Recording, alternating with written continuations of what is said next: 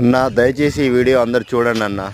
ఎందుకంటే ఏదో పనికిరాని యూట్యూబ్లో వీడియోలు చూస్తూ ఉంటారు, దాని అర్థం పర్థం లేని వీడియోలు కూడా లైకులు కొడుతుంటారు. కానీ మా రైతులవి మాత్రం వీడియోలు ఎవరు చూడరు, లైక్ చేయరు, ఆదరణ అస్సలు లభించదు. మరి ఆ రైతులు ఏం పాపం చేసినో తెలియదు, కానీ ప్రకృతి అట్నే రైతులను నష్టం చేస్తుంది, ప్రభుత్వాలు నష్టం చేస్తాయి, ప్రతి ఒక్కరు రైతునే నష్టం చేస్తారు. కానీ వాళ్ళ బాధలు కష్టాలు చెప్పుకోవడానికి ఒక యూట్యూబ్ లాంటి దాంట్లో కూడా ఎవరు సరిగా ఆదరణ లేకపోతే ఎట్లా అన్న? అందరికీ అన్నం కావాలి, బెండ అందరు చెట్లను ఇట్లా తినడానికి అన్నం పైకెత్తి కావాలి, ప్రతి చూస్తాను ఒక్కటి ఎట్లా కావాలి. కానీ అనుకున్నావా అసలు? రైతుల బాధలు, రైతుల కష్టాల గురించి వాళ్ళు చేసే వీడియోలు మాత్రం మరి ఎంత ఘోరం ఎవరికి ఇప్పుడు అవసరం ఇక. లేదన్న. ఎందుకన్నా అంత ఏం పాపం చేసిర్రు రైతులు? మనకు లేదు, ఈ ఫాస్ట్ పక్క ఫుడ్ సెంటర్లు ఉన్నాయి కదా, బేకరీలు ఉన్నాయి, ప్రతి ఒక్కటి అనుకుంటారు కదా అన్న. ప్రతి ఒక్క ముడి పదార్థం అన్నీ మన రైతులు పండించిన పంట ద్వారానే కానీ వచ్చేటి. అక్కడే మన మిషన్లో కంప్యూటర్లో డౌన్లోడ్ చేసేది కాదు కదా.